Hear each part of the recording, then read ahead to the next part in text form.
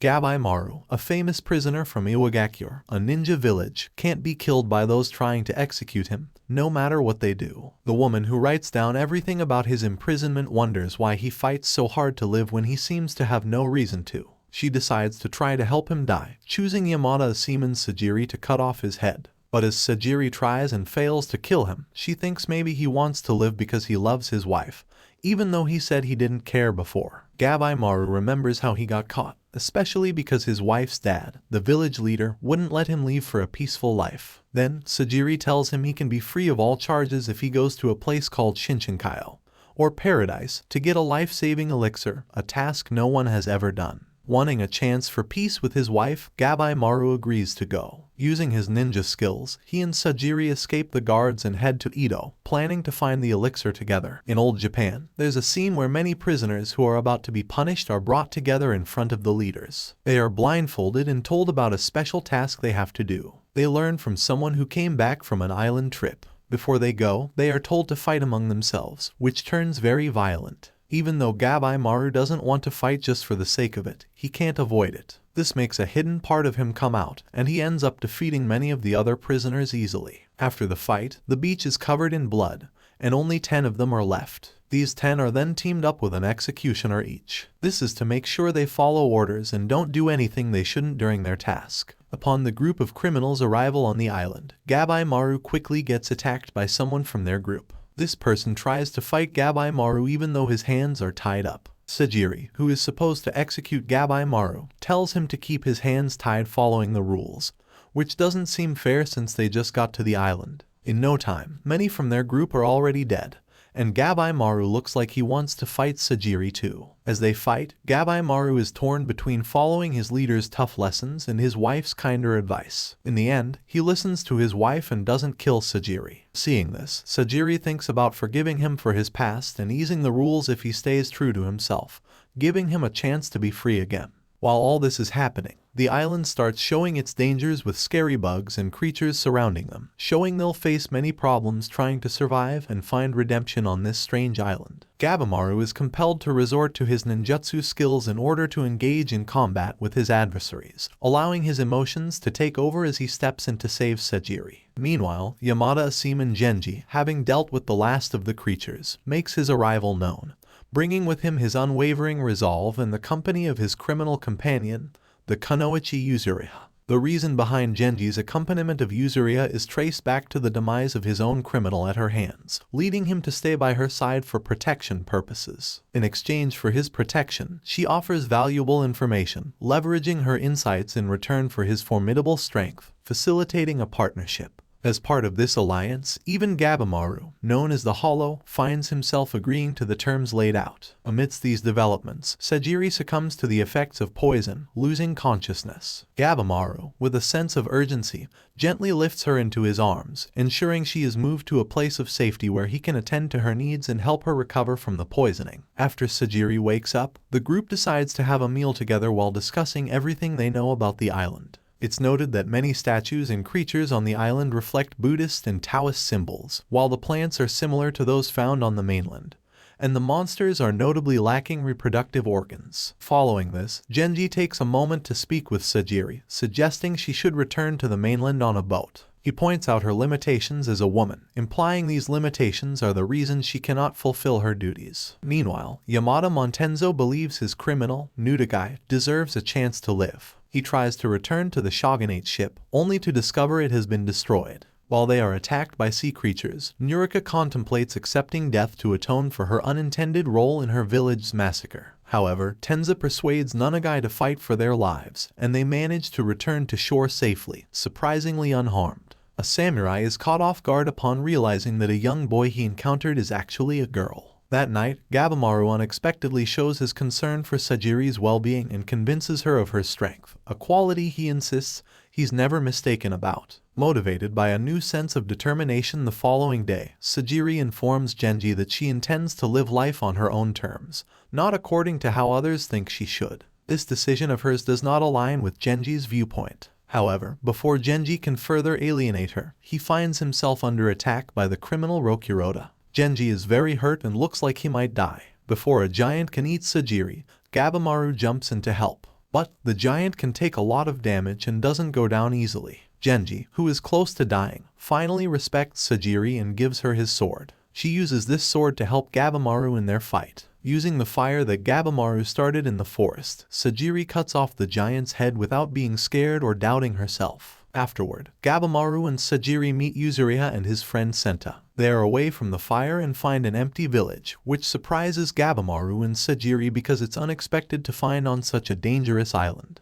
In another part of the island, Chobe, who used to be a bandit leader, and his brother Toma are fighting weird monsters. Toma had joined a mission to save his brother from being executed. After fighting the monsters, they accidentally walk in on a very private moment between two women. In front of Chobe and Toma, a woman changes into a man. Even after Chobe hits the man with a deadly attack, the man quickly heals and then attacks back. He throws the hurt brothers into a hole where they are left to change into something else. Meanwhile, the main group notices a little girl watching them. Gabimaru runs after her while Yuzuriha fights a tree that is protecting the girl. The girl uses a special power to protect herself, something surprising for someone her age. She acts like a typical little girl when she gets caught and tied up. Then, he lets her go, and Sagiri makes her feel better. The tree asks them to bring the girl back in exchange for information about a magical potion. He takes them to his village, where they relax with a bath and some snacks. After that, he tells them more about the island. He shares that this place is called Shinsekyo, where gods are said to live, and that it has the potion of life, also known as Tan. In the middle of an island, there's a man named Horai who has heard of but never seen a magical elixir. The island is home to the Tensen, beautiful and strong creatures that kill anyone who comes uninvited. They are proof that the elixir is real. A tree called Hoko and a girl named May have lived on the island for hundreds of years. They accidentally meet one of the Tensen and, seeing its never-aging body, they flee. Shin, the master of Tensa, finds them and helps them get away for a while. But then, convinced by a student, he decides not to kill Nurugai. The trio is found again by a Tensen, and Shin is badly hurt, leaving Tensa to fight alone. Tensa fights to honor his master, who took him from a poor life and made him a respected samurai. Knowing they can't win, Shin takes a chance given by a student to take Nurugai and run away, leaving Tensa to face a tough situation alone. In a village where everyone is asleep, Gabimaru decides to go to Horai to look for the elixir by himself. But someone is secretly watching over him. Gabimaru reaches Horai, but before he can enter, he encounters a Tensen that had previously killed Tensen. This Tensen seems tired of fighting, but when Gabimaru talks about the elixir, it attacks him. Gabimaru tries to fight it by breaking its neck and setting it on fire, but nothing works. He gets hurt badly but still beats it with a lot of attacks, overcoming its ability to heal itself. Just when he thinks he's won, the Tensen turns into a huge flower and tries to kill him. However, as it prepares for a final attack, Mei steps in and saves him using her powers. Back at the village, when the others wake up and find out that some of their friends are missing, they set out to find them. Hako explains that there used to be one hermit on the island who became a god and split into 7 parts, now known as the Tensen, who rule the island. Hako says that he used to be human, but people on the island turn into trees and pray in front of Horai, hoping their souls will be invited there after they die. Gabimaru wakes up next to Mei and immediately faces Tamiya Gantetsusai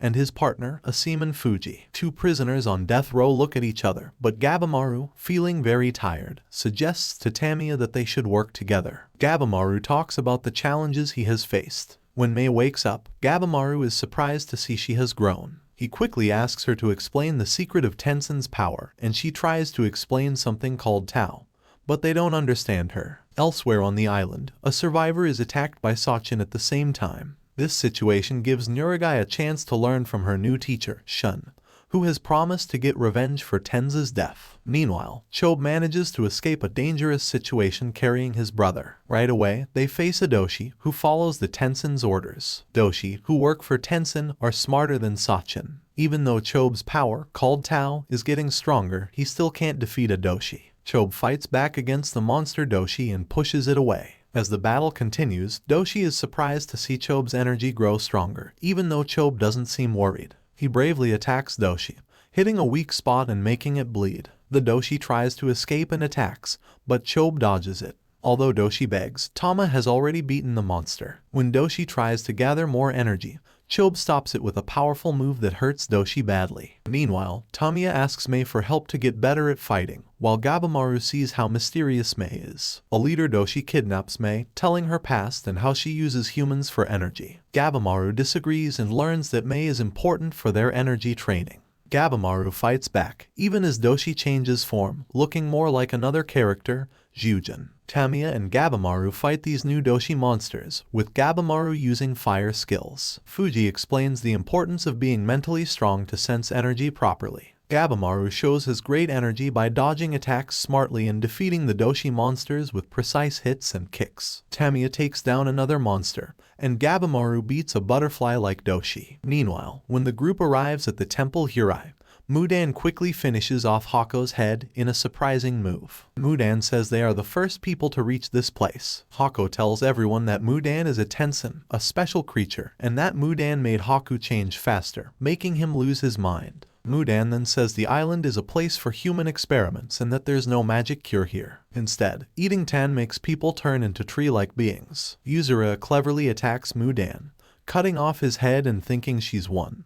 But Mudan quickly comes back to life. He orders the Kyoshi to attack Yuzuriha, but she avoids them. Sagiri jumps in and hits Mudan while Yuzuriha uses a liquid that lets her handle snake poison. Mudan, tough as he is, dodges their attacks and grabs Yuzuriha. But Sagiri finds out Mudan's weak spot is his belly button. She uses her power to hit him there, knocking him down. Meanwhile, Gabimaru thinks about how he's not fully mastered his power, with me supporting him. Suddenly, Mudan comes back, ready to fight again, surprising everyone. Cheyenne arrives just in time to save them from Mudan's attack. Yurugai cuts the roots of the flowers that are stopping Senta from getting better. While Yuzuriha looks after him, Shin fights with Mudan. Sagiri and Yurugai help protect the team. They use Yuzuri's slime to keep away cuts and stop the flowers from growing. Together, they find out how to beat Mudan, letting Shin hurt him badly. Shin, Sagiri, and Yurugai work together to show Mudan's real weakness in the middle of the flower. With Senta willing to sacrifice himself, Shin hits Mudan's heart, winning the fight. Senta dies peacefully with the woman he likes by his side. The team rests in a temple nearby, thinking over what Mudan said about there being no elixir. Yuzuriha wonders if the immortality shown by Gabimaru's boss is real or just a trick. She also doubts if Gabimaru's wife is real, thinking she might be a made-up story to control him. Meanwhile, Gabimaru wakes up confused, not remembering where he is, who he's with, or his goal. His use of a special power, Tao, seems to have mixed up his thoughts. Mei notices something is off with him because of this. 3 days into their mission, a new person named Shujin from the Yamada clan is sent to the island to check on the team.